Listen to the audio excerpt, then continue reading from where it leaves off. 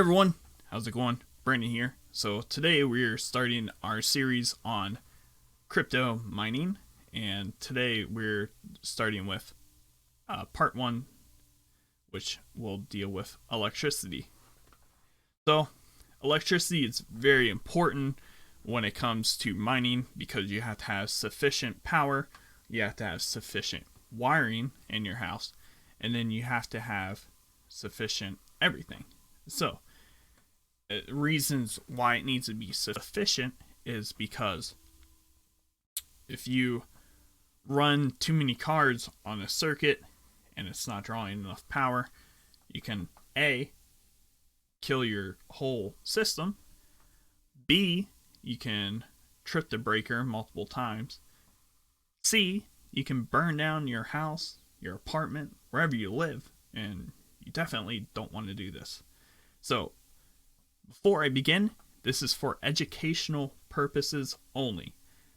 I am not a licensed electrician, even though I did 2.5 years in high school for electrical, and I also worked around 1.5 years on the job as an electrical helper.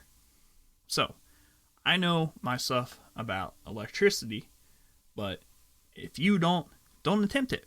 Just go out, hire someone to come wire you a circuit, or maybe just ask them, hey, I have this, how much wattage can I run? So it's important to ask that because we're going to get into the housing wiring right now.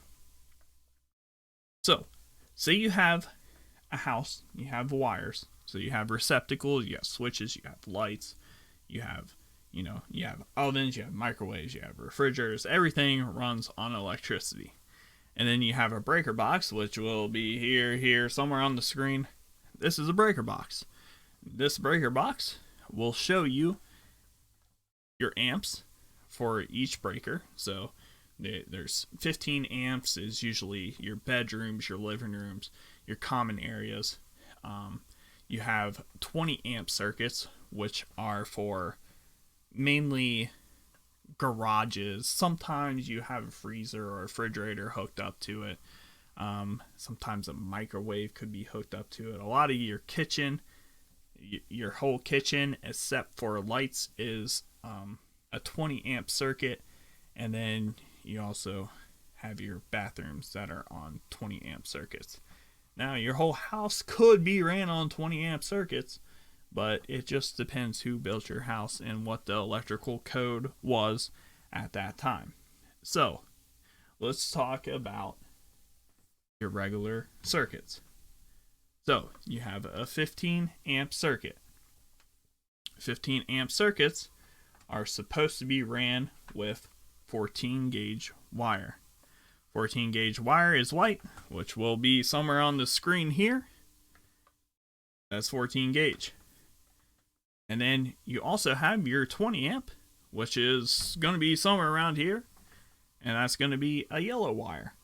Now, this is supposed to be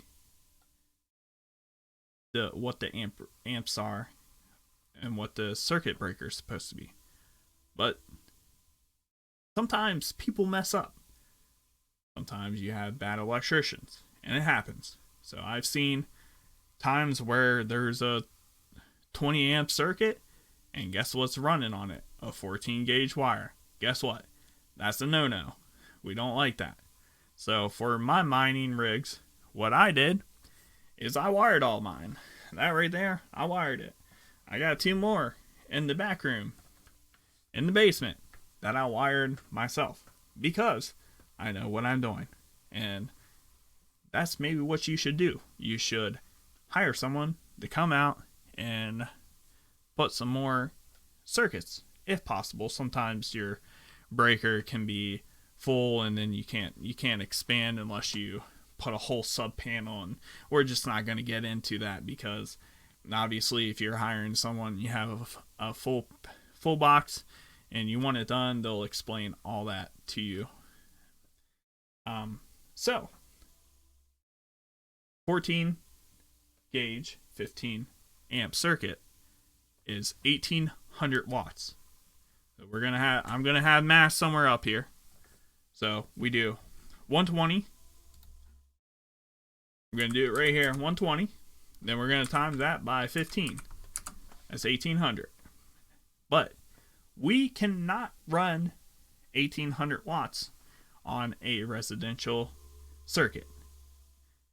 We have to have a maximum of 80%, which is 1440 watts. Now, if you're running a 1000 watt rig, then you're safe as long as other things aren't on it. So, what else could be on it? Your lights could be on it. Your monitors could be on it. Your fans could be on it. Heater, air conditioner, anything you plug into a wall could be attached to that, unless it's a single circuit that, you hired someone to run it for you. So that's why. Now, this one here, this is a 20 amp circuit, so it's a 12 gauge wire, and we'll do the math real quick on that.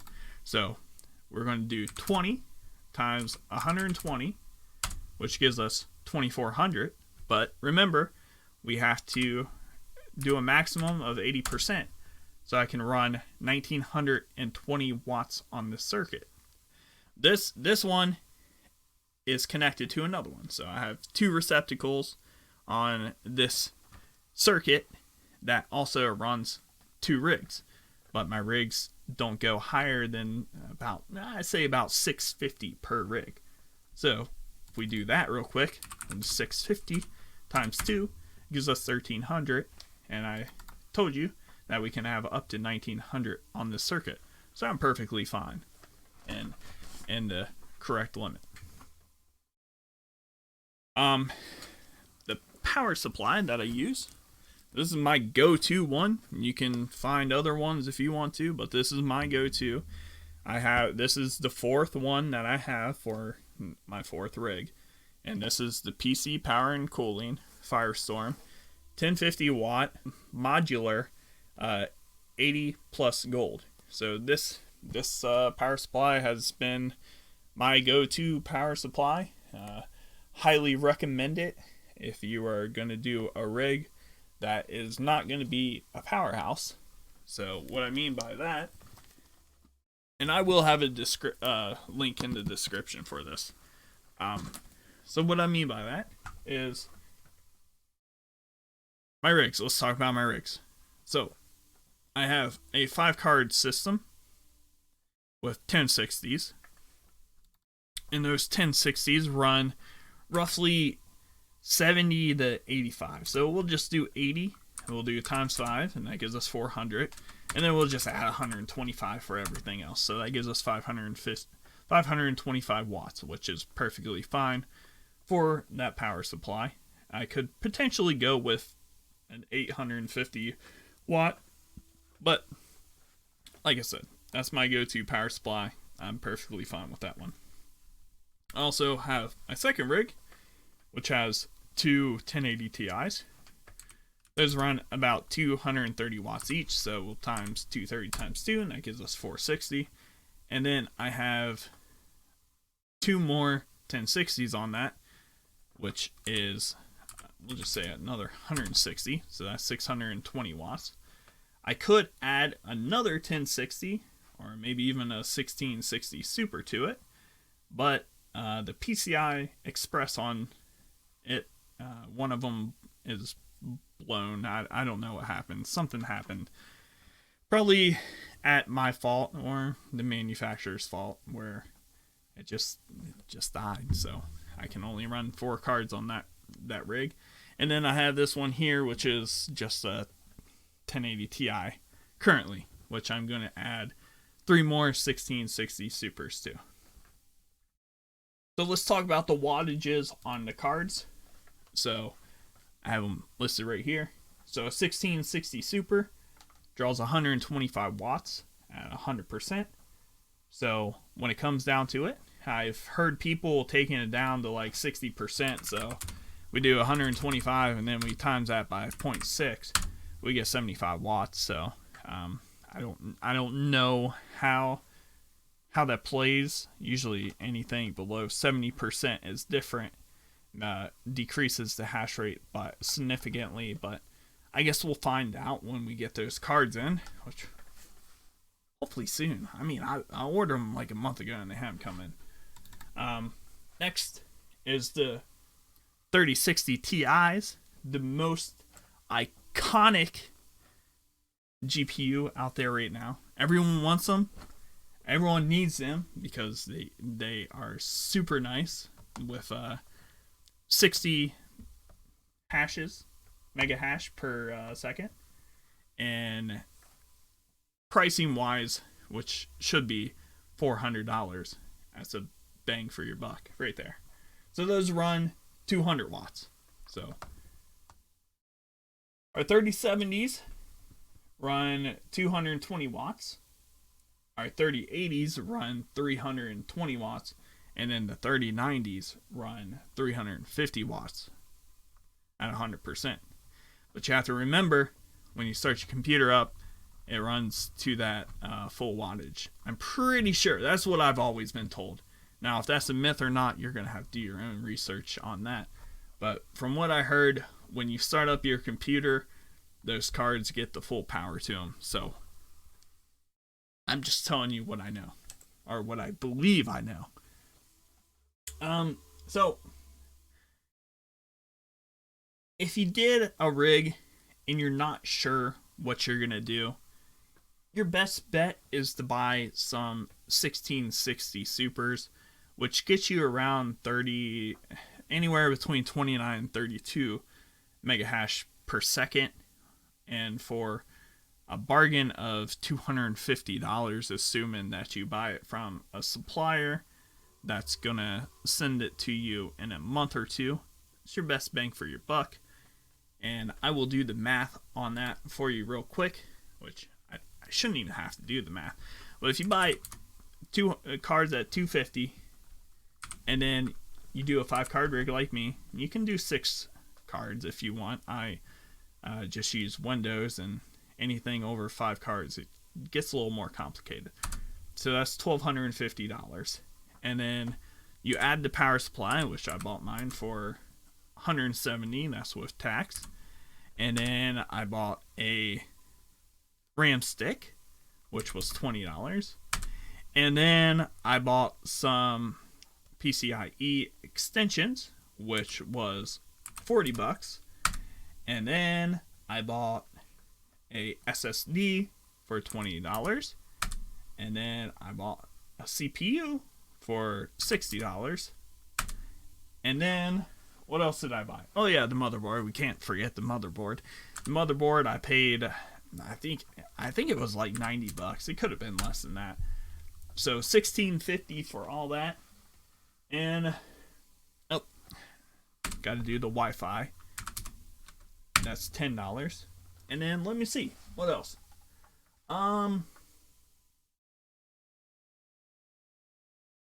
Power button.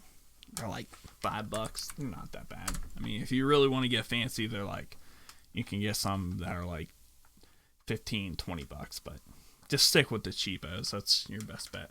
So $1,665 is what it costs for my new rig that will hopefully be here soon. All the parts, I have everything except for the graphics cards. That's the sad thing about it.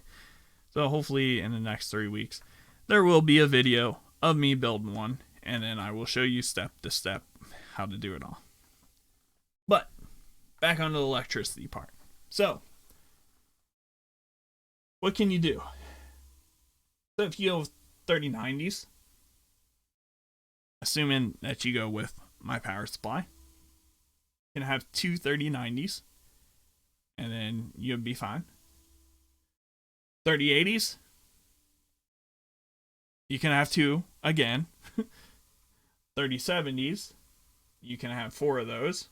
And then the 3060s, you actually can have 4 of those as well, assuming that when we power everything on, it is at full power. So if you really wanted, no, you couldn't do that, because 3060s, if they're powered at 200 watts each, that's about maxed out for the power supply at 80%. But if you guys have any questions, let me know in the comments. Like I said, it's educational purposes only. Don't do it. Don't do it if you don't know what you're doing. Oh, no, we have to add another $20 for the power surge. Make sure you get a power surge. I repeat, make sure you get a power surge. They're like $25. Get it. Don't kill your rig. Seriously. Alright. If you have any questions, let me know. Comments below. But this is about as simple as I can make it. See you guys later. Hope you have a good one. Like, subscribe, comment, and I'll see you next time. Bye-bye.